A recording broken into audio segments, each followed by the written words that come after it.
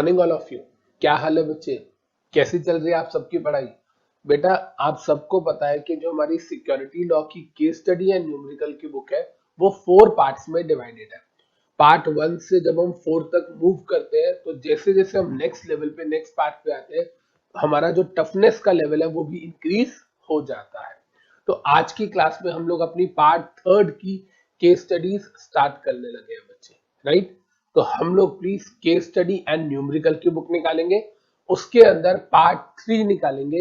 याद रखिएगा पार्ट 3 में जितनी भी आज तक हमारे एग्जाम पेपर में पास्ट ईयर्स में केस स्टडीज आई हुई है, लास्ट 10 सालों की बात कर रहा हूं मैं, इसका मतलब 10 इयर्स मतलब 20 अटेम्प्ट्स। तो लास्ट 20 अटेम्प्ट में जितनी भी केस स्टडीज आई हुई है, मैं न्यूमेरिकल्स की बात नहीं कर रहा हूं, ये न्यूमेरिकल्स नहीं है, प्रैक्टिकल प्रॉब्लम्स नहीं है, केस स्टडीज है जो सिक्योरिटी लॉ के एग्जाम में आती है। एनालिटिकल क्वेश्चन कह लो, केस स्टडीज कह लो, जैसी कंपनी लॉ में आती है उसी तरीके की, राइट? तो shall we begin with the topic? Done. आइए बच्चे हम लोग स्टार्ट करते हैं अपनी पहली केस स्टडी। आपको पता है मैं जो केस स्टडीज आपको कराता हूं बच्चे, वो नंबर जो है वो कंटिन्यूटी में रहते हैं। लास्ट पार्ट जो पार्ट 2 था उसके अंदर हमने 58 केस स्टडीज की थी और इसके अंदर हम 58 के बाद आगे 59 ऑनवर्ड्स केस स्टडीज करेंगे, राइट बच्चे? देखते हैं अपनी पहली केस स्टडी। यहां पर कह रहा है XYZ limited issued 12.5 debentures 12.5% debentures amounting to ₹150 crore. ठीक है जी, on private placement basis during the financial year 2013। ठीक है जी, ये दिसंबर 2013 के एग्जाम का क्वेश्चन है। Later on it was found that these debentures were issued to 73 persons. A session court in Mumbai took cognizance of the same and suo motu initiated the proceedings against XYZ Limited. बच्चे starting में हमको ऐसा लगा कि ये question private placement का है, लेकिन ये प्राइवेट प्लेसमेंट का क्वेश्चन नहीं है। ये क्या कह रहा है? A session court in Mumbai took cognizance. Sir cognizance मतलब सेशन कोर्ट जो है मुंबई की, उसने इस केस को हैंडल किया। मतलब एक कंपनी है जिसने 73 लोगों को डिबेंचर जो है वो अलॉट किए प्राइवेट प्लेसमेंट के अंदर, and session court of Mumbai जो है वो बीच में कूद पड़ी कि आपने गलत किया, आप ऐसा नहीं कर सकते। अब कह रहा है कंपनी ने कहा कोर्ट को that you have no locus standi. जी आपको कहने का कोई राइट नहीं है, you don't have any right to say. आपको कहने का कोई राइट नहीं है, आपका इसमें कोई लेना देना नहीं है, राइट? तो आप हमारे अगेंस्ट कोई भी प्रोसीडिंग्स को इनिशिएट नहीं कर सकते। यहां तक हमें क्वेश्चन समझ आ रहा है? XYZ लिमिटेड एक कंपनी है, 12.5% डिबेंचर इशू किए, और हमें पता है ये जो परसेंटेज होती है कभी भी डिबेंचर या प्रेफरेंस शेयर्स के साथ, ये परसेंटेज इंटरेस्ट या डिविडेंड की होती है। डिबेंचर है तो 12.5% डिबेंचर मतलब पर एनम 12.5% का इंटरेस्ट देंगे। 150 करोड़ की प्राइवेट प्लेसमेंट करी 73 लोगों को। सेशन कोर्ट बीच में आ गई और सेशन कोर्ट ने आके, मुंबई की सेशन कोर्ट ने आके उनके अगेंस्ट केस स्टार्ट किया। कंपनी का कहना है कि अगर हमने शेयर मार्केट में कोई वायलेशन करी है, अगर हमने सिक्योरिटीज लॉज में कोई वायलेशन करी है, तो सेबी नाम की एक अलग से बॉडी है, जो सेबी बॉडी है उसको राइट है हमारे अगेंस्ट एक्शन लेने का। नॉर्मल सेशन कोर्ट को हमारे अगेंस्ट कोई राइट नहीं है। As per the SEBI Act 1992 and other relevant laws, discuss whether the company's pleading is tenable। जो कंपनी कह रही है क्या वो सही कह रही है? बताइए क्या लगता है आपको? आपको क्वेश्चन समझ आ गया कि कंपनी ने कोई एक्शन लिया जो कोर्ट को गलत लगा, और कोर्ट जो है वो कंपनी के अगेंस्ट अपने जो प्रोसीडिंग्स है वो स्टार्ट कर देती है, और कंपनी का कहना है कि सेबी इज द रेगुलेटर, तो प्लीज जो करना है सेबी को करने दीजिए, आप बीच में क्यों आ रहे हैं? क्या कंपनी का ये पॉइंट सही है या नहीं है? देखिए ध्यान से समझते हैं। सेबी एक्ट 1992 का सेक्शन 26 है, आई रिपीट, सेबी एक्ट 1992 का सेक्शन 26 है बेटा, जिसमें साफ साफ लिखा हुआ है कि कोई भी कोर्ट बीच में दखल अंदाजी नहीं करेगी जब तक सेबी खुद ना बोले। अगर सेबी ने कोर्ट को बोला, सेबी बोर्ड, बोर्ड मतलब securities exchange board of India, तो बोर्ड या सेबी ने जब तक बोला, नहीं बोला, तब तक कोर्ट बीच में नहीं आएगा। कोर्ट सिर्फ बीच में आएगा सेबी के कहने पे। इस क्वेश्चन में हमको नजर आ रहा है कि कोर्ट सुओ मोटो वर्ड हमें साफ साफ दिया गया है कि कोर्ट अपनी मर्जी से बीच में आ रहा है। क्या कोर्ट अपनी मर्जी से बीच में आ सकता है? तो माय आंसर इज नहीं आ सकता।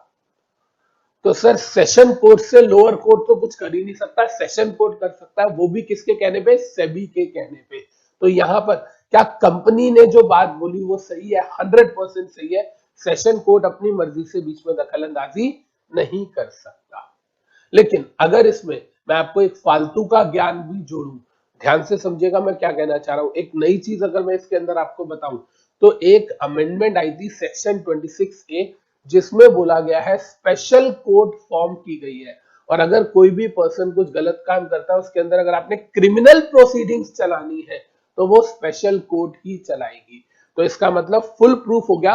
पहले क्या होता था, अगर कोर्ट ने चलानी है तो सेबी बोलेगा तब कोर्ट प्रोसीडिंग शुरू करेगी, अदरवाइज अपने आप नहीं कर सकती। तो उस पॉइंट ऑफ व्यू से भी गलत है, और अमेंडमेंट के बाद जो नया सेक्शन 26 से आया उसमें भी उसके हिसाब से भी गलत है, क्योंकि अब एक्शन सिर्फ कौन ले सकती है? स्पेशल कोर्ट ले सकती है, उसके अलावा कोई और एक्शन ले ही नहीं सकता। तो जो प्रोसीडिंग्स कोर्ट ने स्टार्ट करी है सेशन कोर्ट ऑफ मुंबई ने, वो वैलिड नहीं है।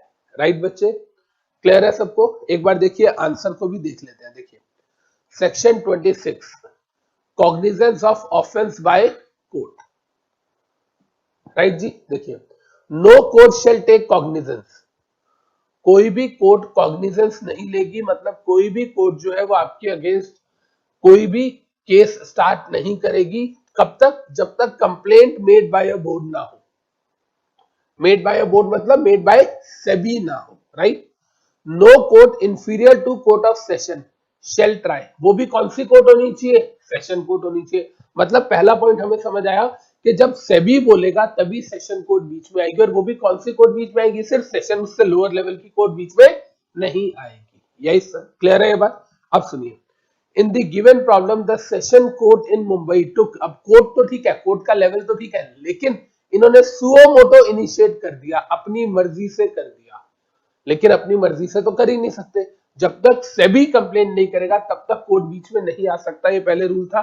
तो कह रहा है hence the plea of XYZ limited is tenable and session court should drop the proceedings, session court जो है वो अपनी प्रोसीडिंग्स को आगे कंटिन्यू नहीं कर सकता।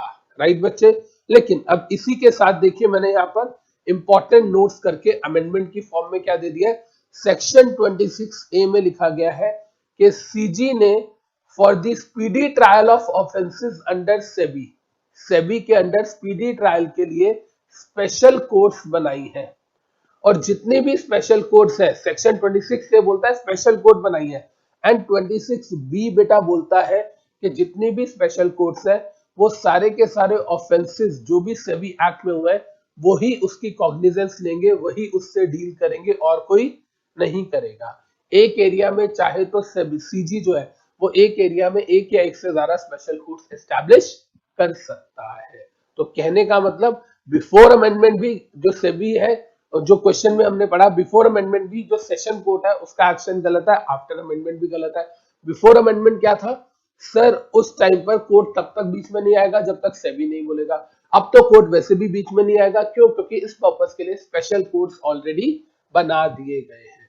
बेटा इस सेक्शन के अंदर मैं जो भी आपको पढ़ाऊंगा एक एक क्वेश्चन का आंसर भी हम खुद लिखेंगे, क्योंकि हमें राइटिंग प्रैक्टिस भी करनी है। ये आंसर सारे मैं खुद ही लिख के आया हूं ना, ये मेरी हैंड राइटिंग है, तो मेरे साथ साथ आप लोग भी प्लीज इसको कॉपी करेंगे। तो प्लीज इसको नोट डाउन कर लीजिए। नोट डाउन करने से पहले एक बार दोबारा से हम रिवाइज कर लेते हैं। याद हो गया सर? सेक्शन 26 क्या बोलता है? कोर्ट बीच में आएगा, किसके कहने पे बीच में आएगा? सर सेबी के कहने पे। इस और कौन सा कोर्ट बीच में आएगा? सेशन। सर इस केस में क्या हुआ? सेशन कोर्ट था लेकिन अपनी मर्जी से बीच में आ गया, सेबी ने कोई कंप्लेंट फाइल नहीं करी। और अमेंडमेंट में एक नया सेक्शन आ गया 26A, जो कहता है सर सेंट्रल गवर्नमेंट ने बहुत सारी स्पेशल कोर्ट्स बनाई है, और अब अगर सेबी एक्ट में कोई भी प्रोसीडिंग्स लेनी है किसी कोर्ट ने तो वो स्पेशल कोर्ट लेगा, ताकि स्पीडी ट्रायल हो सके और वो जो केस है वो जल्दी खत्म हो सके। राइट जी, क्लियर है? तो प्लीज इसको नोट डाउन कर लीजिए।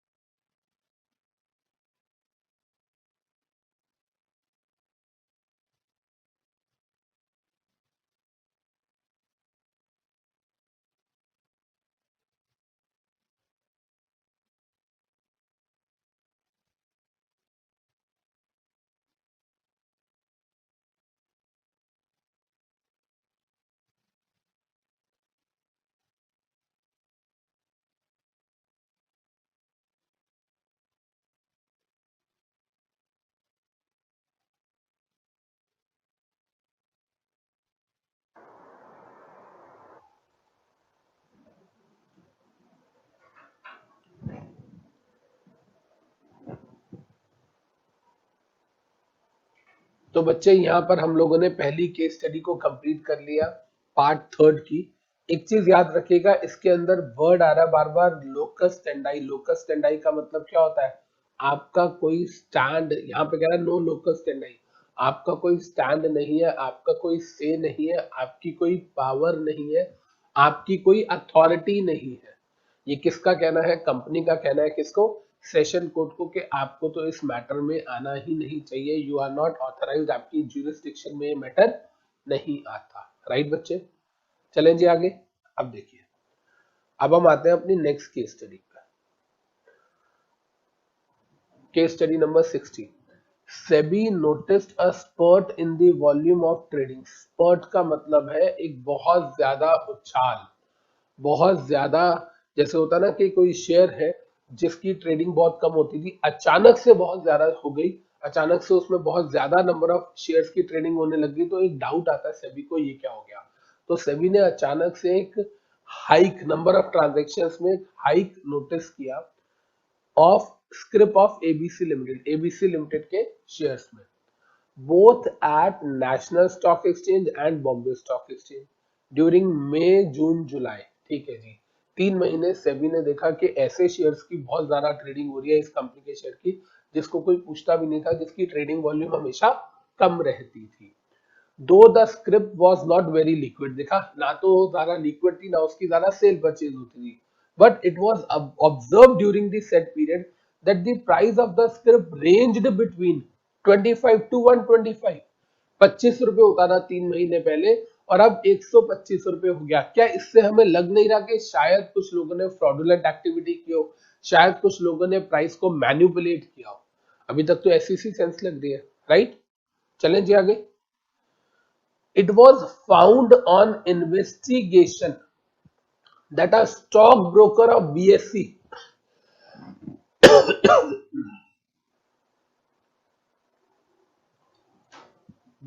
it was found on investigation that a stockbroker of BSE himself got registered as a client with NSE broker। मतलब बॉम्बे स्टॉक एक्सचेंज के ब्रोकर ने नेशनल स्टॉक एक्सचेंज के किसी ब्रोकर के पास खुद को एज अ क्लाइंट रजिस्टर कराया एंड लार्ज क्वांटिटीज लेने लग गया। मतलब ब्रोकर खुद ट्रेडिंग करने लग गया दूसरी स्टॉक एक्सचेंज के ब्रोकर के पास क्लाइंट बन के। अब कहता है जी, on the basis of these facts बताइए क्या सेबी उसके अगेंस्ट एक्शन ले सकती है? सुनिएगा, पहली बात तो ये क्वेश्चन 8 मार्क्स का है। अब आपके एग्जाम में कभी भी ये क्वेश्चन 8 मार्क्स का नहीं आएगा, max to max 4 to 5 marks का आएगा। अब सर ऐसा क्यों बोल रहे हो? क्योंकि ये question prohibition of fraudulent and unfair trade practices regulations का है। ये रेगुलेशंस पहले हमें डिटेल में पढ़ाई जाती थी, अब डिटेल में नहीं पढ़ाई जाती, सिर्फ इसका रेफरेंस कहीं जगह पे आता है। तो इसका मतलब क्योंकि अब हमें डिटेल्ड रेगुलेशन हमारे कोर्स में नहीं है, तो 8 नंबर का क्वेश्चन नहीं आएगा, ये 4 मार्क्स का आएगा। इसमें हम लोगों को केस का रेफरेंस देना, ये जो लिखा ना कि बॉम्बे स्टॉक एक्सचेंज के ब्रोकर ने नेशनल स्टॉक एक्सचेंज के किसी और ब्रोकर के पास क्लाइंट बन के ट्रेडिंग करी, प्राइस को मैनिपुलेट किया, ये सारी चीजें जो है ना, ये केस में हुई थी जिसका नाम है बिस्वनाथ। अगर आप देखेंगे बिस्वनाथ मूर्तिधर मुंजुनवाला वर्सेस सेबी, बिस्वनाथ मूर्तिधर मुंजुनवाला वर्सेस सेबी, ये जो बिस्वनाथ था ही वाज अ ब्रोकर, उसने ऐसा किया था। ये एक रियल लाइफ इंसिडेंट है जिसके बेसिस पे आपको क्वेश्चन दिया गया है। हमें इसके अंदर देखो यहां लिखा है इसने, under what rules and regulation SEBI initiate कर सकता है एक्शन। ये नहीं कह रहा कि आप वो कंसर्न रूल्स बताओ, क्योंकि अगर आपको वो रूल्स और रेगुलेशंस लिखनी पड़ती तो ये 8 मार्क्स का क्वेश्चन होगा, बट आज के टाइम में ये हमारे कोर्स में नहीं है। सिर्फ हमें कंसर्न रूल्स का नाम बताना है और उसके अंदर सेबी क्या कर सकता है वो बताना है। और मेन इस क्वेश्चन के अंदर 4 to 5 मार्क्स का जो क्वेश्चन है, इसमें मेन मार्क्स है केस के नाम के, कि क्या आपको ये पता भी है कि ऐसा केस इन रियलिटी हुआ था। राइट, तो देखिए यहाँ पर क्या कह रहा है, हम एक बार इसका आंसर पढ़ते हैं। आई होप कि हमें क्वेश्चन पूरा समझ आ गया कि बॉम्बे स्टॉक एक्सचेंज का एक ब्रोकर है, नेशनल स्टॉक एक्सचेंज के ब्रोकर के पास क्लाइंट बन के चला गया और एक कंपनी जिसकी ज्यादा ट्रेडिंग नहीं होती, उस कंपनी के शेयर्स को खरीद के प्राइस उसने बढ़ा दिए, मैनिपुलेट किए, फ्रॉडुलेंट एक्टिविटीज करी। क्योंकि आपको पता है ऑनलाइन ट्रेडिंग के अंदर ये तो नजर नहीं आता कि सेलर कौन है और बायर कौन है, बस हमें नंबर ऑफ शेयर्स क्वांटिटी नजर आती है। तो इसने 2-3 लोगों के साथ मिलके इसने क्या किया कि प्राइस को मैनिपुलेट किया और प्राइस को बढ़ा दिया। याद कीजिए ऐसा ही कुछ मैं आपको क्लास में श्री अष्ट विनायक का भी एग्जांपल देता हूं कि उसका शेयर जो था उसमें भी फ्रॉडुलेंटली जो प्राइस था 1 रुपी 25 रुपीज से बढ़ते बढ़ते 51 रुपी आ गया था 1 मंथ के अंदर अंदर, 1 से 1.5 महीने में 1 रुपए से 51 रुपए पे आ गया था। हर रोज अपर सर्किट लग रहा था और फिर उसके बाद प्राइस लगातार गिरना शुरू हुआ। जिन लोगों ने मैनिपुलेशन की थी उन लोगों ने प्रॉफिट बुकिंग कर ली। याद आ रहा है ऐसा कुछ, राइट? तो देखिए अगर हम इसका आंसर लिखना चाहें बच्चे तो क्या लिखेंगे, पहले देखिए प्लीज। देखिए आंसर बहुत छोटा सा है, बस हम लोगों को इसके फैक्ट्स याद रखने हैं एंड साथ में केस का नाम याद रखना है, विश्वनाथ मूर्तिधर मुंजिनवाला वर्सेस सेबी। देखिए इन the given question an act of a stock broker, an act of a stockbroker getting registered with the broker of NSE as a client and placing the orders, ये तो पूरा क्वेश्चन ही है, is a fraudulent and unfair trade practice। Sir ये fraudulent and unfair practice है under SEBI prohibition of fraudulent and unfair trade practices relating to securities market regulations 2003। तो पहले हमारे course में रेगुलेशंस थी, पूरा इसका सेट रेगुलेशन डिस्कस करना पड़ता, अब सिर्फ हम नाम बताएंगे, हमारे कोर्स में है ही नहीं। तो इसका मतलब इतना समझ आ रहा है, क्यों सर कोर्स में नहीं है फिर भी पढ़ना है बेटा, पास्ट ईयर का क्वेश्चन है और ये बेसिकली जजमेंट बेस्ड क्वेश्चन है और जजमेंट बेस्ड क्वेश्चन तो रिपीट हो सकता है पेपर में। तो कहने का मतलब एक ब्रोकर, एक स्टॉक एक्सचेंज के ब्रोकर ने दूसरे स्टॉक एक्सचेंज के ब्रोकर के पास एज अ क्लाइंट बन के गया और वहां जाके इसने ट्रेडिंग करी, जिसकी वजह से फ्रॉडुलेंटली और अनफेयरली इसने प्राइस को मैनिपुलेट किया। तो यस ये गलत माना जाएगा and the facts of the problem are similar to the case of Vishwanath Murtidhar Munjunwala versus SEBI. तो देखिए क्या कह रहा है, the facts are similar to the case of Vishwanath Murtidhar Munjunwala versus SEBI. ये नाम बेटा हमको याद रखना है। And in such case it was held that the action of stock broker is violative. Violative की स्पेलिंग है मैंने गलत लिख दिया, VIOLATIVE, violative of the provisions of fraudulent and unfair trade practices regulations 2003 and SEBI was allowed to initiate action against Vishwanath Murtidhar. तो सेबी को भी allow कर दिया गया था उस ब्रोकर के अगेंस्ट एक्शन लेने के लिए और इस केस में भी सेम वैसा हो रहा है। तो यहाँ पर भी सेबी को इस ब्रोकर के अगेंस्ट एक्शन लेने दिया जाएगा। So hence we can say that SEBI can validly start legal action against such broker। और हमको पता है सेबी एक्शन लेगा, क्या स्पेशल कोर्ट बीच में आ सकता है? सेबी बोलेगा तो आएगा वरना नहीं आएगा। इसी से रिलेटेड प्रोविजन अभी हमने ऊपर पढ़ा था, राइट बच्चे? तो आई होप हम लोगों को यह क्वेश्चन अच्छी तरह समझ आ गया और सेबी इस ब्रोकर के अगेंस्ट एक्शन ले सकता है, ये वाली बात भी हमें समझ आ गई। तो प्लीज इसको भी आप लोग नोट डाउन कर लीजिए।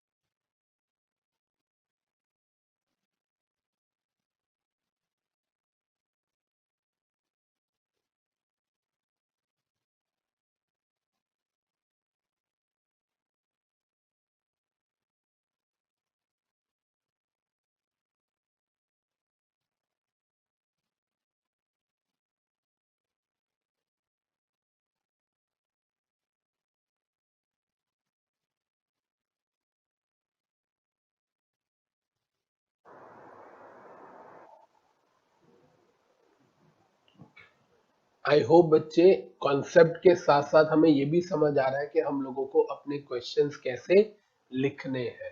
राइट बच्चे, हमें आंसर फ्रेमिंग भी शायद इसी के अंदर क्लियर हो रही है।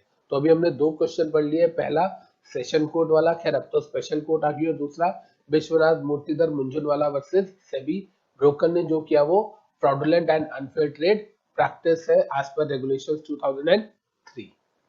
चले बच्चे आगे। अब देखिए बेटा, अब हम आते हैं अपनी नेक्स्ट केस स्टडी पे, केस स्टडी नंबर 61। ये क्या कह रहा है? कह रहा है Raghav general manager accounts of X limited. ठीक है जी। हालांकि केस स्टडी शुरू होने से पहले ही मैंने आपकी रेफरेंस के लिए ऊपर चैप्टर का नाम या रेगुलेशंस का नाम दिया हुआ है ताकि आपको थोड़ा सा आइडिया मिल जाए। लेकिन अगर आप इसको इग्नोर करके पढ़ेंगे क्वेश्चन और खुद जज करने की कोशिश करेंगे कि ये क्वेश्चन कौन से चैप्टर का है, तो आपके लिए ज्यादा बेनिफिशियल रहेगा। देखिए बच्चे, राघव जनरल मैनेजर है अकाउंट्स का of GM accounts of X limited was found to be indulge in insider trading. ठीक है जी, इसको इनसाइडर ट्रेडिंग में इन्वॉल्व पाया गया and as a consequence company terminated his services. Very good, इसके चलते कंपनी ने इसे निकाल दिया। राइट, अब बात गई सेबी के पास। SEBI also took cognizance of the matter. SEBI ने भी इस मैटर की कॉग्निजेंस ली, इस मैटर में छानबीन शुरू करी एंड उसके अगेंस्ट प्रोसीडिंग्स स्टार्ट कर the under insider trading regulations 2015। ये बात समझ आ गई।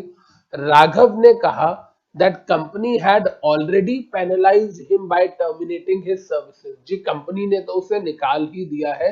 SEBI could not initiate any proceedings against him। Company ने उसकी गलती की सजा उसे दे दी है, तो सेबी को कोई राइट नहीं है कुछ करने का। प्रैक्टिकली सोचो, सेबी को छोड़ो, इस क्वेश्चन को छोड़ो, प्रैक्टिकली सोचो, बहुत छोटे दिमाग से सोचो। आपके घर में एक सर्वेंट है, सर्वेंट ने चोरी करी और आपने उसको निकाल दिया, तो क्या पुलिस उसके अगेंस्ट एक्शन नहीं लेगी? बिल्कुल लेगी भाई।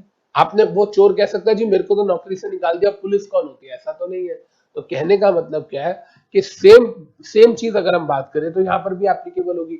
यार वैसे भी ये बंदा इंसाइडर है अंडर इनसाइडर ट्रेडिंग रेगुलेशन, क्योंकि कंपनी का एम्प्लॉय है। पहली बात तो हमें क्लियर है।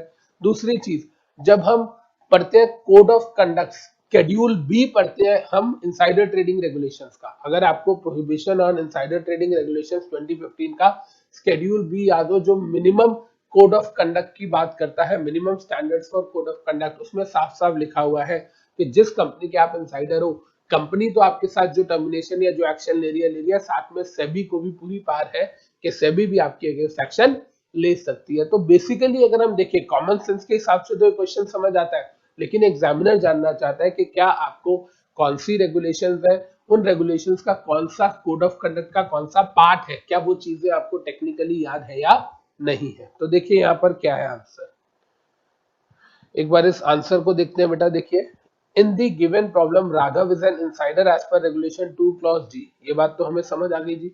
ठीक है जी, राघव जो है वो इनसाइडर है as per schedule B, that is minimum standards for code of conduct. इसके ही मार्क्स है बेटा, minimum standard for code of conduct to regulate, monitor and report trading by insiders when any employee और director और officer. तो ये employee था, वैसे तो जीएम अकाउंट्स था, ये ऑफिसर में भी आएगा। Is found indulged in insider trading. Main answer क्या है? देखिए मेन आंसर है ये, then he may be penalized by the company. Schedule B में साफ साफ लिखा हुआ है he may be penalized by the company. Company ने तो उसे पेनलाइज कर ही दिया, टर्मिनेट कर दिया। And appropriate actions against him may also be taken by SEBI। यहां SEBI आएगा, कंपनी नहीं, by SEBI। appropriate actions may also be taken by SEBI। Clear है जी ये बात सबको? तो यहां पे हमें कहानी समझ आ गई कि सर कंपनी तो उसे पेनलाइज करेगी, SEBI भी चाहे तो कोई भी एक्शन ले सकता है उसके अगेंस्ट। The actions, अब देखिए, the actions on the part of company may include wage freeze। उसकी वेज को फ्रीज किया जा सकता है, उसे सस्पेंड किया जा सकता है, और कभी भी फ्यूचर में उसे शेयर्स ना दिए जाए, एम्प्लॉय स्टॉक ऑप्शन से बाहर किया जाए, कंपनी उसके अगेंस्ट ऐसी कोई भी पेनल्टी लगा सकती है।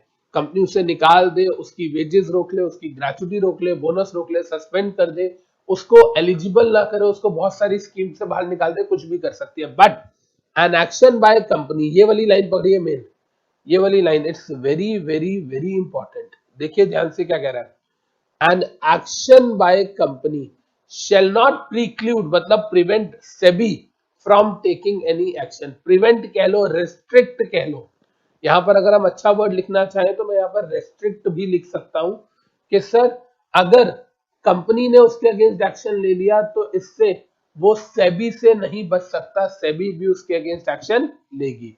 So the plea of Raghav is not tenable and SEBI जो है उसने वैलिडली जो प्रोसीडिंग्स अपनी स्टार्ट किया वो वैलिडली किया, वो अगेंस्ट एनी लॉ नहीं की है, राइट। उसका कहना था कि कंपनी, इधर देखिए उसका कहना था SEBI could not initiate any proceedings, क्योंकि मैंने जो गलत किया कंपनी ने मुझे उसकी सजा दे दी। अब इसमें मार्क्स किसके हैं, मार्क्स है इनसाइडर की डेफिनेशन की रेगुलेशन याद करने के, मार्क्स है शेड्यूल बी के, minimum standards for code of conduct के, और आपकी प्रेजेंटेशन एंड लैंग्वेज के, राइट बच्चे। बहुत बेसिक सी केस स्टडी है, बहुत ज्यादा टफ नहीं है, बट हाँ अगर आपने इसको पहले कभी ना पढ़ा हो तो शायद एग्जाम में आपको दिक्कत दे सकती है, राइट बच्चे। तो प्लीज इसको भी आप लोग नोट डाउन कर लीजिए।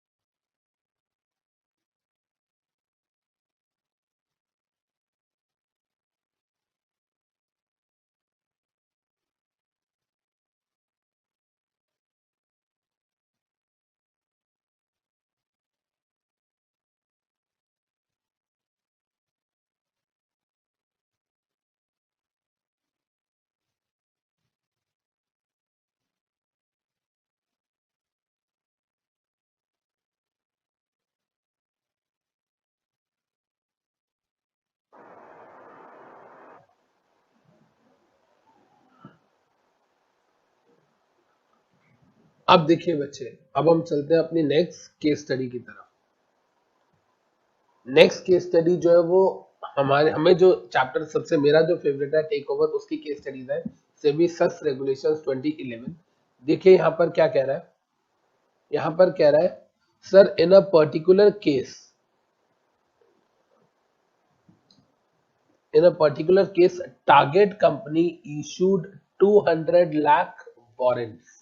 ये रुपीस नहीं है, इन नंबर है, 200 लाख वारंट। पहले तो आप एक चीज बताइए, जैसे ही हम यहाँ तक आते हैं तो हमें एक चीज समझ आती है कि वारंट जो है अगर हम किसी को इश्यू करते हैं तो हम उसको ये ऑप्शन देते हैं कि कल को वो उसे इक्विटी शेयर में कन्वर्ट करा सकता है। और जो वारंट आप लेते हो उसमें जो भी शेयर्स की प्राइस है उसका 25% आपसे इमीडिएटली ले लिया जाता है, हमें पता है। और कल को अगर आप कन्वर्जन कराते हो शेयर्स में तो आपको remaining 75% at the time of conversion देना पड़ता है, नहीं तो जो 25% अमाउंट आपने दिया वो फोरफिट हो जाता है। क्या ये सारी बात हमें वारंट की पता है? अगर कंपनी ने आपको 100 रुपए का वारंट इशू किया तो इसका मतलब है कि प्राइमरीली आप वारंट होल्डर हो, आप कंपनी को 100 रुपए में से 25 रुपए अभी दे दोगे, कल को जब कन्वर्जन का टाइम आएगा तो आप कंपनी को दे दोगे 75 रुपीज और फिर आप शेयर होल्डर बन जाओगे। सिंपल सी बात है, राइट। अब देखिए, जो टारगेट कंपनी है उसने 200 लाख को सीधा आप कैलकुलेट करो, 200 लाख का मतलब हो गया 2 crore.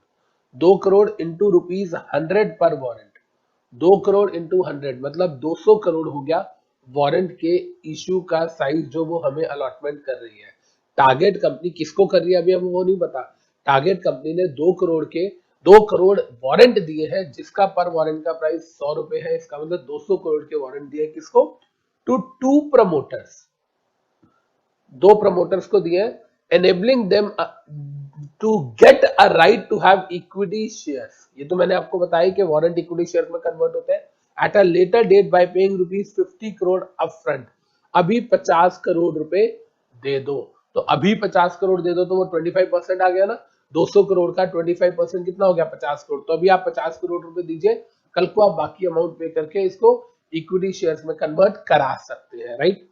Assuming that such a preferential allotment, ये एक preferential allotment है, कंपनी ने और किसी को नहीं दिया, सिर्फ 2 प्रमोटर्स को दिया। कहता है sir in a takeover bid the contention before SEBI is whether these warrants should be treated as partly paid up shares। no they cannot। SEBI जो है वो कभी भी वारंट्स को पार्टली पेड अप शेयर्स नहीं मान सकता। सेबी यहाँ पर क्वेश्चन में क्या कह रहा है कि जी वो 200 करोड़ रुपए के वारंट है जिसमें से 50 करोड़ अभी दिया, 50 करोड़ अभी दे दिया, दैट इज 25%। 150 करोड़ जो 75%, 200 करोड़ का 75% बना 150 करोड़, वो ये बाद में देंगे और तब इसे शेयर्स में कन्वर्ट हो जाएंगे।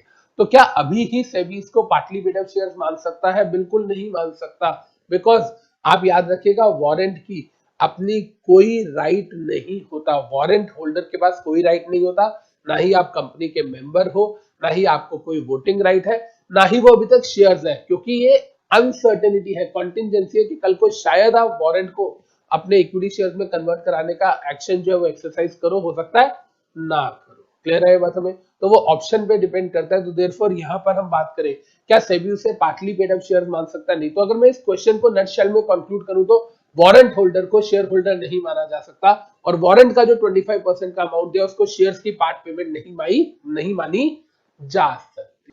बेटा जो वारंट है उसको शेयर्स नहीं माना जा सकता, और वारंट की जो 25% पेमेंट है उसको हम शेयर्स की पार्ट पेमेंट नहीं मान सकते। Am I clear with this?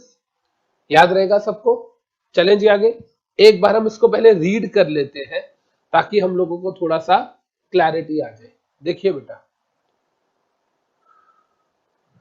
it is commonly known that the warrants by their very nature neither entitle its holder to exercise voting rights, warrant holder को voting rights नहीं होता, nor they confer any authority or control over a target company।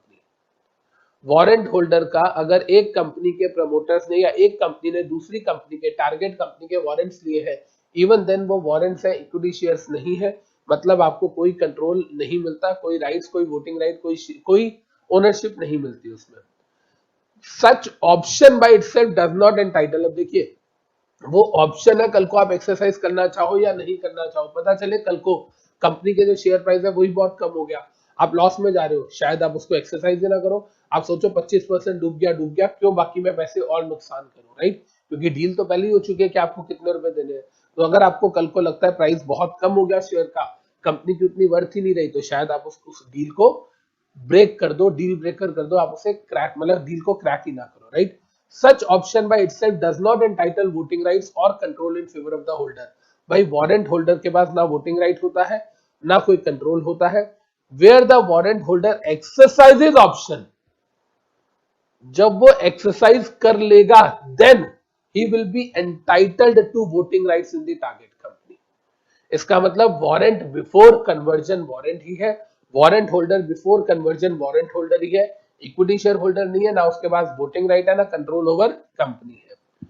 तो कहता है जी जो open offer की बात थी कि उसने इतने सारे शेयर्स एक्वायर किए, उसने लोगों को ओपन ऑफर देनी थी, नहीं दी। सर वो ओपन ऑफर तब देता जब वो शेयर्स एक्वायर करता, उसने शेयर्स नहीं, उसने वारंट एक्वायर किए हैं।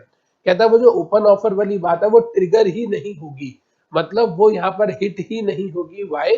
बिकॉज वो अभी क्या किया उसने, अभी उसने सिर्फ वारंट लिए हैं। हाँ, कल को जब कन्वर्जन होगा और वो वारंट शेयर्स में कन्वर्ट हो जाएंगे, उस टाइम पर उसे ओपन ऑफर देनी पड़ेगी। तो देखिए यहाँ पर लैंग्वेज को पढ़िए। कहता है जी an open offer is not triggered on the issue of warrants but only on their conversion into equity shares.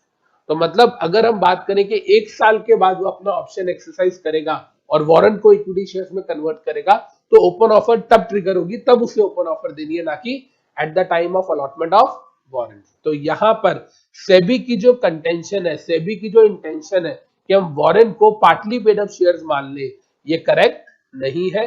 आज के टाइम में जैसे ही उसे वारंट की अलॉटमेंट हुई, तो सेबी एक्सपेक्ट नहीं करेगा कि वो ओपन ऑफर दे। वो ओपन ऑफर कब देगा? जब वो वारंट्स को कन्वर्ट करेगा इक्विटी शेयर्स में, मतलब वो अपना राइट टू कन्वर्जन एक्सरसाइज करेगा। Am I clear with this? अच्छा क्वेश्चन है, बेसिक, ये भी बहुत ज्यादा टफ नहीं है, सिंपल क्वेश्चन है। बस हमें ये लॉजिक देखना था कि 200 करोड़ की अलॉटमेंट है, 50 करोड़ हमने दे दिया, 25%। वो वारंट की पेमेंट है, वो शेयर्स की पेमेंट नहीं है, उसको शेयर्स नहीं मानेंगे, हमें कोई कंट्रोल नहीं मिलेगा। और वो पार्टली पे हम ये नहीं मानेंगे कि हमने 25% पेमेंट शेयर्स की दी, हमने वारंट की दी है। क्योंकि कल को अगर हम अपना ऑप्शन एक्सरसाइज करते हैं, तो ही वो वारंट से शेयर्स में कन्वर्ट होगा, और तब हमें ओपन ऑफर देने की जरूरत पड़ेगी। At the time of allotment of warrant हमें ओपन ऑफर देने की कोई जरूरत नहीं है। राइट बच्चे? क्लियर है जी? कर लो इसको भी नोट।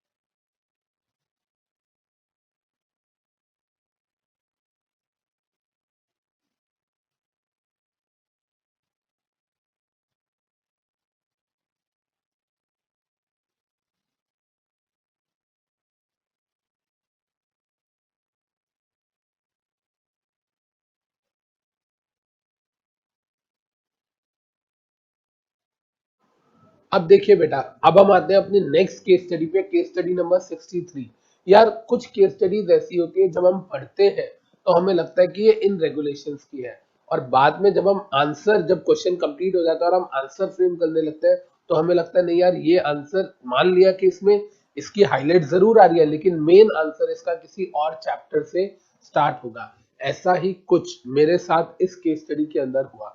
जब ये केस स्टडी मैंने पढ़ी तो ऐसा लगा कि ये इनसाइडर ट्रेडिंग की है, बाद में पता चला कि नहीं यार, इसमें तो आंसर जो है वो सेबी एक्ट से आना चाहिए, इसीलिए देखो बाद में मैंने सेबी एक्ट 1992 इसमें ऐड ऑन किया।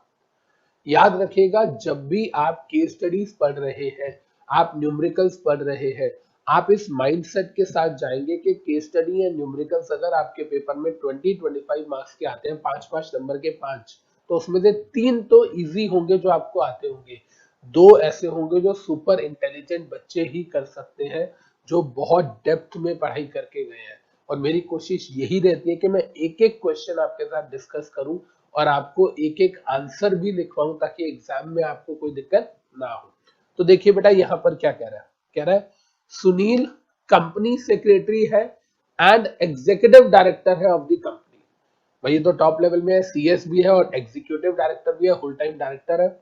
had bought shares of that company on behalf of his family members on the basis of unpublished price sensitive information which was not known to general public but to him as an employee। साफ पता चल रहा है insider trading है भाई। Company का CS है, director है, अनपब्लिश प्राइस सेंसिटिव इन्फॉर्मेशन थी, हम सबको पता है प्राइस सेंसिटिव इन्फॉर्मेशन जो बाहर आएगी तो प्राइस बढ़ेगा, और अनपब्लिश अभी तक पब्लिक को नहीं पता चली, तो इसने इसको पता था जैसी ये इन्फॉर्मेशन बाहर आएगी शेयर का प्राइस शूट अप होगा, तो इसने अपनी फैमिली मेंबर्स को बोला शेयर्स ले लो, उन्होंने ले लिए, फैमिली मेंबर्स ने शेयर्स ले लिए, एंड कहता है उसके बाद उनको ह्यूज गेन्स भी हुए। सिंपल सी बात है जी, ठीक है। आगे कहता है सर द सेबी फाउंड, पहले उन्होंने परचेज कर लिए, बाद में टेंडर कर दिए, सेल कर दिए, और जब लोअर प्राइस पे लिए और जब वो न्यूज मार्केट में आई उसके बाद शेयर बेच दिया था हायर प्राइस, तो प्रॉफिट्स हुआ। SEBI found Sunil guilty of misconduct, yes, and SEBI ने उस पर पेनल्टी भी लगा दी कि भैया आपने इनसाइडर ट्रेडिंग करी है तो आप पे पेनल्टी लगेगी। यहां पर सुनील ने अपनी गलती मान ली, सुनील ने कहा हाँ जी मैं गलत हूं, मैं सारा का सारा प्रॉफिट आपको देने को तैयार हूं, मैं सारा का सारा प्रॉफिट सरेंडर कर दूंगा, बट प्लीज मेरे अगेंस्ट कोई एक्शन मत लो, मेरे ऊपर कोई अलग से पेनल्टी मत लगाओ। अगेन वही वाली बात, चोर ने चोरी करी, चोरी करने के बाद कहता है जी मैं सामान वापस दे देता हूं, मेरे को जेल मत भेजो। बेटा जेल तो जाना पड़ेगा, जेल की रोटी खानी पड़ेगी, जेल का पानी पीना पड़ेगा। तो कहने का मतलब क्या है, यहां पर इसने इनसाइडर ट्रेडिंग में गलत किया। सेबी एक्ट का अगर आपको सेक्शन 15G याद हो, जो कहता था कि अगर आपने कभी भी इनसाइडर ट्रेडिंग रेगुलेशंस को वायलेट किया, आपने इनसाइडर ट्रेडिंग करी, तो आपको कम से कम 10 लाख और ज्यादा से ज्यादा 25 करोड़ या 3 गुना of the profit whichever is higher. याद आ रहा है ऐसा कुछ, हम सेबी के अंदर पढ़ते हैं तो मिनिमम 10 लाख या मैक्सिमम कितना है आपका 25 करोड़ या 3 गुना of the profit whichever is higher, उतना आपको पेनल्टी सेबी लगा सकता है। और वैसे भी SEBI versus Shriram mutual fund का एक केस हुआ था, वहां यहां पर आप उसकी भी रेफरेंस देंगे, SEBI versus Shriram mutual fund की, कि उस केस में बोला गया है कि अगर आपने कॉन्ट्रावेंशन करी है तो पेनल्टी तो बनती है। पेनल्टी चाहे आप अपना प्रॉफिट सरेंडर करो, कुछ भी करो, पेनल्टी कम लग जाएगी लेकिन लगेगी जरूर। कहने का मतलब क्या है, हम बोलते हैं ना जैसे minimum 10 lakh to maximum 25 crore और 3 गुना of the profit whichever is higher, वो मैक्सिमम लिमिट है। हो सकता है आपको 15 लाख लग जाए, 20 लाख लग जाए, 1 करोड़ लग जाए, 10 करोड़ लग जाए, बीच में कहीं भी लग सकती है। मतलब आप अपनी गलती मान रहे हो, आप अपने प्रॉफिट को सरेंडर कर रहे हो, ये वाला पॉइंट कोर्ट कंसीडर जरूर करेगा, बट आप सोचोगे मुझे पेनल्टी ही ना लगाई जाए, तो ऐसा नहीं होगा। तो इस क्वेश्चन में 8 मार्क्स का क्वेश्चन है ये, इस क्वेश्चन में आपको सेक्शन 15G लिखने के मार्क्स मिलेंगे, पेनल्टी का अमाउंट लिखने के मार्क्स मिलेंगे, श्रीराम म्यूचुअल फंड लिखने के मार्क्स मिलेंगे, राइट। तो देखिए पहले हम एक बार इसको पढ़ते हैं, इसका आंसर शायद थोड़ा सा बड़ा जाएगा। देखिए section 15G of SEBI act 1992 lays down that if any insider, ये इंसाइडर है, ये बात तो क्लियर है हमको, एम्प्लॉय है, ऑफिसर है कंपनी का, either on his own behalf or behalf of any other person deals in securities, इसने डील तो नहीं किया, इसके फैमिली मेंबर्स ने डील किया, और communicates any unpublished price sensitive information to any person. कौन सा पर्सन, जिसको ऑर्डिनरी कोर्स ऑफ बिजनेस में नहीं चाहिए थी, भाई कोई चार्टर्ड अकाउंटेंट होता, उसी की कंपनी का किसी और डिपार्टमेंट का बंदा होता जिसको एज पर लॉ चाहिए तो ठीक है, पर इसने तो अपने घर वालों को बताया। Counsel or procures for any other person to deal in securities of any body corporate. अगर इसके पास अपनी कंपनी की इंफॉर्मेशन है और अपनी कंपनी की क्या किसी और भी कंपनी की इंफॉर्मेशन है, और फिर भी ये किसी और पर्सन को पास ऑन कर रहा है कि हाँ जी आप इसके बेसिस पे शेयर परचेज कीजिए, वैसे अगर हम बात करें तो ये फंसेगा सेकंड क्लॉज के अंदर। इसने कम्युनिकेट करी थी अपनी फैमिली को, तो कहता है जी पेनल्टी लगेगी minimum 10 lakh rupees which may extend to 25 crore या 3 times of the profit whichever is higher. ये बात हमको पता है। In the given question Sunil, अब ये वाला पॉइंट आ गया, Sunil is admitting his offence. Sunil अपने ऑफेंस को एडमिट कर रहा है, कंपनी का सीएस भी है, एग्जीक्यूटिव डायरेक्टर भी है, इसका मतलब ये कंपनी का इंसाइडर है, टॉप लेवल पे तो है ही है। सुप्रीम कोर्ट ने SEBI versus Shriram mutual fund में क्या बोला है जी, आप इसको पढ़िएगा, इधर देखिए। Once the violation of statutory regulations is established, एक बार प्रूव हो जाए कि आपने स्टैट्यूटरी रेगुलेशंस को वायलेट किया है, imposition of penalty becomes necessary। Party की इंटेंशन, पार्टी का माफी मांगना, ये बात की बातें हैं। अगर आपने कुछ गलत किया है तो पेनल्टी लगेगी। दोबारा से लैंग्वेज पढ़ो, एक और लैंग्वेज है, once the contravention is established penalty has to. हाँ वो बात और है कि इसने अपनी गलती मान ली है तो थोड़ा उस पर तरस खा लिया जाएगा। देखिए, in this case taking into the account the position of mister x, mister Sunil, his admission, पहली बात उसने अपना एडमिट भी कर लिया, एंड ऑफर टू पे back profit which his family member had earn, इसको मद्देनजर रखते हुए पेनल्टी में भी रिड्यूस। सेबी उस पर तरस खा के थोड़ा सा पेनल्टी कम जरूर कर सकता है, लेकिन penalty has to be impose. आप प्रॉफिट वापस ले लो, गलती मान रहा हूं, मुझे सजा मत दो, ऐसा तो नहीं होगा। पेनल्टी तो सेबी लगाएगा। वैसे भी देखो ना, यहाँ लिखा है मिनिमम 10 लाख, मतलब कम से कम इतनी तो देनी ही पड़ेगी, ये तो सेबी भी अवॉइड नहीं कर सकता। क्लियर है बच्चे ये बात? आई होप ये वाला क्वेश्चन हमें अच्छे तरीके से समझ आ गया होगा। बहुत अच्छा और सेंसिबल क्वेश्चन है, इसको हम लोग प्लीज नोट डाउन कर लेंगे।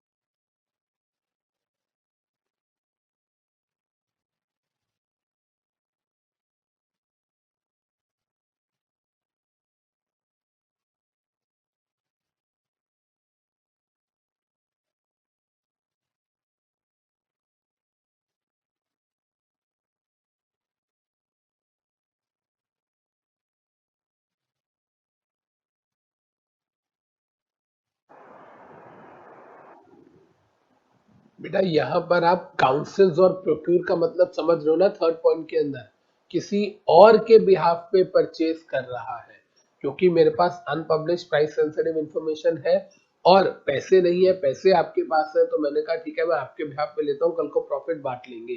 तो मतलब मैं खुद खरीद रहा हूँ, मैं किसी और को कम्युनिकेट कर रहा हूँ, या मैं इंफॉर्मेशन कम्युनिकेट नहीं कर रहा, मैं कह रहा हूँ पैसा दे दे, तेरे बिहाफ पे खरीदता हूँ, कल को प्रॉफिट बांट लेंगे। All these three things will be violation of insider trading regulations, right? तो काउंसिल और प्रोक्यूर मतलब किसी और के बिहाफ पे he is acting. I hope हमने यहां तक लिख लिया होगा, अब इसको आगे नोट डाउन कर लीजिए।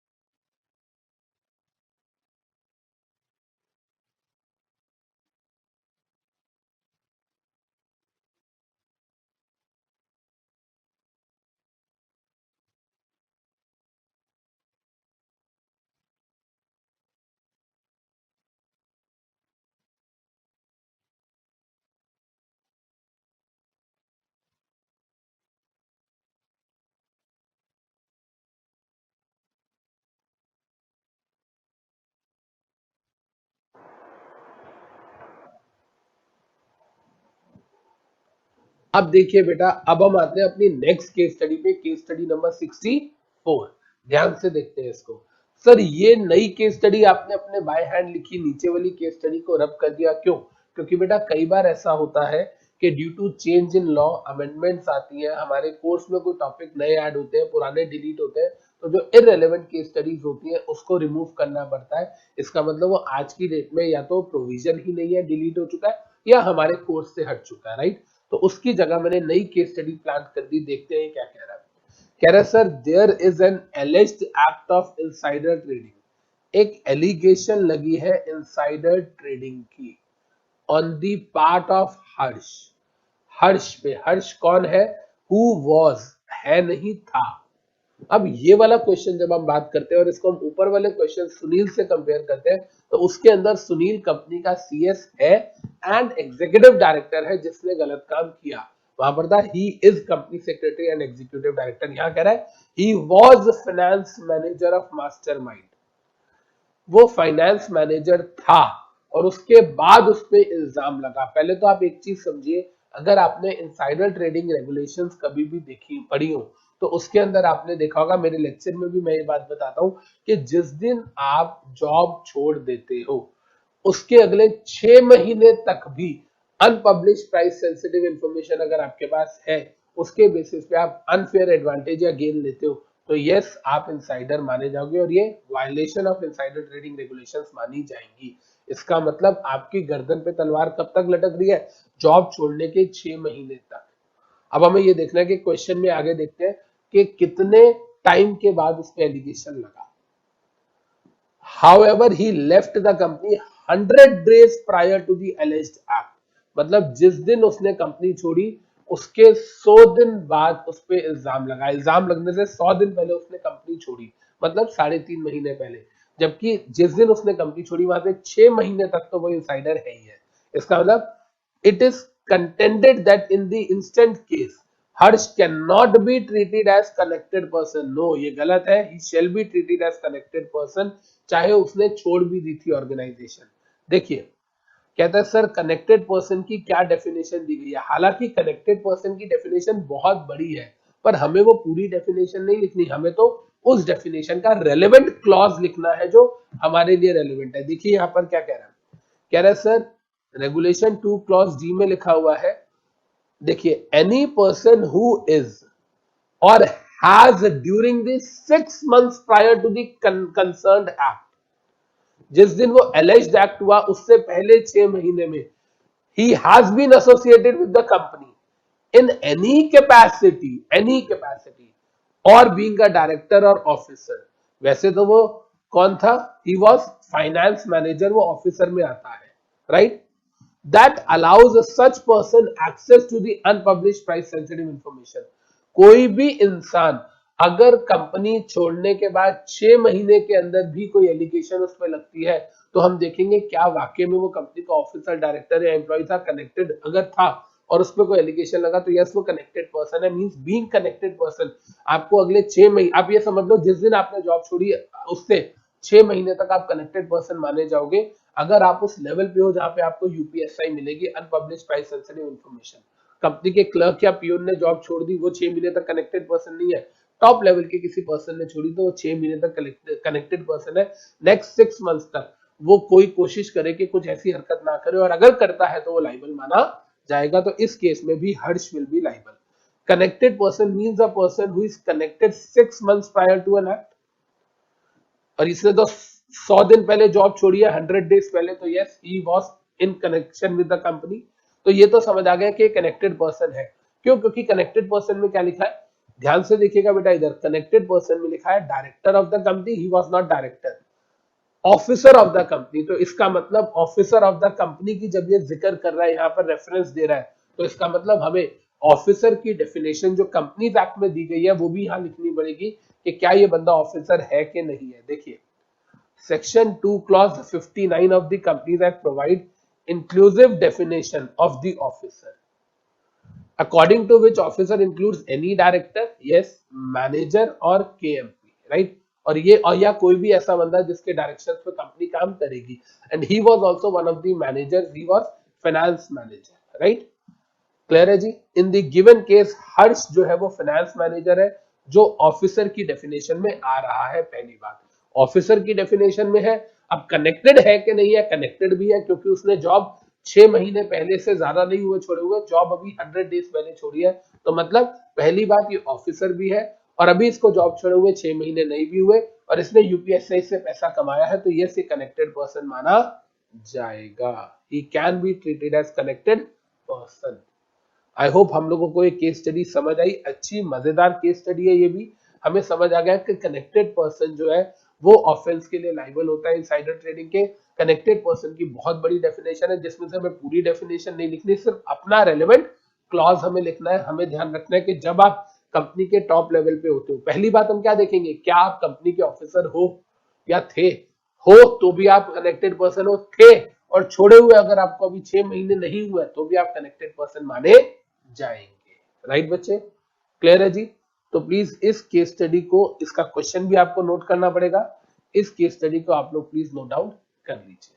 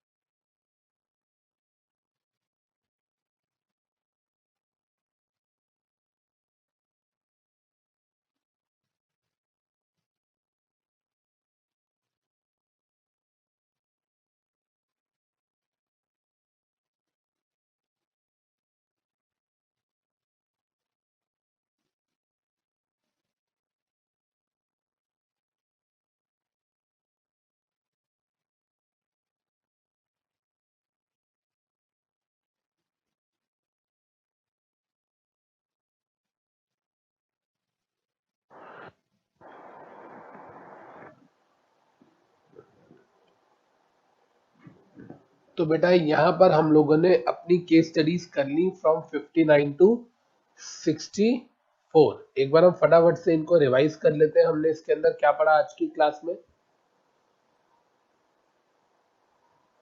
सर सबसे पहले हम लोगों ने पढ़ी 59 नंबर केस स्टडी, जिसके अंदर हम लोगों ने देखा कि सेबी को पार है, सेबी के अलावा कोई कोर्ट बीच में नहीं आ सकता जब तक सेबी उस कोर्ट को आने के लिए ना बोले।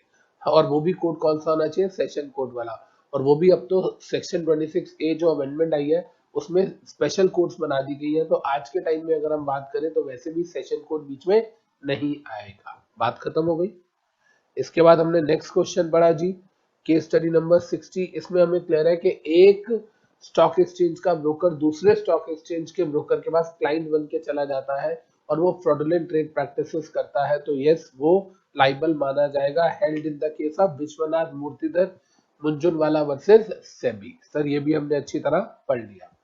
नेक्स्ट हमने ये वाला क्वेश्चन देखा कि सर कंपनी का जो मैनेजर है एक्स लिमिटेड का, उसने इनसाइडर ट्रेडिंग में इन्वॉल्व हुआ और वो कह रहा है कि कंपनी ने उसे निकाल दिया, तो सेबी अब उस पर पेनल्टी क्यों लगा रहा है? भाई निकालना अलग चीज है, वैसे भी इनसाइडर ट्रेडिंग के शेड्यूल बी के अंदर जो minimum standard of code of conduct है उसके अंदर लिखा हुआ है कि कंपनी उसे टर्मिनेट कर सकती है, कंपनी उसकी वेज फ्रीज कर सकती है, कंपनी उसको कोई प्रमोशन रोक सकती है, कंपनी उसको एम्प्लॉय स्टॉक ऑप्शन ना दे। लेकिन इन सारी चीजों से सेबी जो उसके अगेंस्ट जो एक्शन लेने वाला है उससे उसे बचाया नहीं जा सकता। राइट। अगला केस कि सर अगर कंपनी टारगेट कंपनी ने सामने वाली कंपनी के प्रमोटर्स को 200 करोड़ के वारंट्स दिए, जिसमें से 50 करोड़ अभी ले लिया 25%, बाकी 150 करोड़ बाद में देना है। सेबी कह रहा है आपने ओपन ऑफर नहीं दी। भाई ओपन ऑफर तब देते हैं जब हम शेयर्स एक्वायर करते हैं, अभी तो हमने वारंट एक्वायर किया है और वारंट पे ना वोटिंग राइट मिलता है ना कंट्रोलिंग पावर मिलती है, कुछ भी नहीं मिलता। तो जब कल को हम इसे कन्वर्ट करेंगे तो at the time of conversion हमें ओपन ऑफर देनी पड़ेगी। राइट, पढ़ लिया जी। अगला क्वेश्चन भी आ गया कि सर सुनील है कंपनी का सीएस है, एग्जीक्यूटिव डायरेक्टर है, उसने अपने फैमिली मेंबर्स को बताया अनपब्लिश प्राइस सेंसिटिव इंफॉर्मेशन, जिससे उन्होंने पहले शेयर्स खरीदे और फिर मार्केट में टेंडर मतलब सेल कर दिए, ह्यूज प्रॉफिट्स हुआ। बाद में सुनील ने अपनी गलती मान ली, बोला मैं प्रॉफिट भी दे दूंगा। लेकिन क्या इससे पेनल्टी से वो अवॉइड कर सकता है? नहीं जी, पेनल्टी तो लगेगी, क्योंकि पहले हम इसके अंदर 15G जो है वो इनसाइडर ट्रेडिंग की बात करेंगे। हम इसके अंदर इनसाइडर ट्रेडिंग में बताएंगे कि इसने कम्युनिकेट करी है इन्फॉर्मेशन। तो इसके बाद नीचे हम बताएंगे 10 लाख से मिनिमम पेनल्टी है, मैक्सिमम 25 करोड़ या 3 गुना of the profit whichever is higher है। तो इस केस में क्योंकि इसने एडमिट कर लिया है तो यहाँ पे सेबी इसमें थोड़ा तरस जरूर खा सकता है, लेकिन पेनल्टी तो देनी पड़ेगी ही पड़ेगी। और फिर हम आ गए इस क्वेश्चन के अंदर कि सर कनेक्टेड पर्सन की जब हम बात करते हैं, आप किसी भी कंपनी में ऑफिसर हो, पहली बात हम देखेंगे क्या आप ऑफिसर ऑफ द कंपनी हो अंडर सेक्शन 2 क्लॉज 59, अगर हो फिर हम देखेंगे रेगुलेशन 2 क्लॉज जी के अंदर क्या आप कनेक्टेड पर्सन हो। कनेक्टेड पर्सन मतलब या तो करंटली आप ऑफिसर हो या पास्ट में ऑफिसर थे और अभी जॉब छोड़े हुए आपको 6 महीने से ज्यादा नहीं हुए, मतलब नेक्स्ट 6 मंथ्स तक भी अगर आप अनपब्लिश प्राइस सेंसिटिव इंफॉर्मेशन के अंडर कोई भी ट्रेडिंग करते हो तो हाँ आप कनेक्टेड पर्सन इनसाइडर ट्रेडिंग में माने जाओगे। राइट जी। तो आई होप बच्चे हमें यहाँ तक आज की क्लास पूरी समझ आ गई होगी। होप सो आपको प्रेजेंटेशन ऑफ आंसर्स भी आ गया होगा, कॉन्सेप्ट भी याद हो गए होंगे। फिर मिलेंगे नेक्स्ट क्लास में कंटिन्यूटी ऑफ सीरीज के साथ। Till then take care, bye.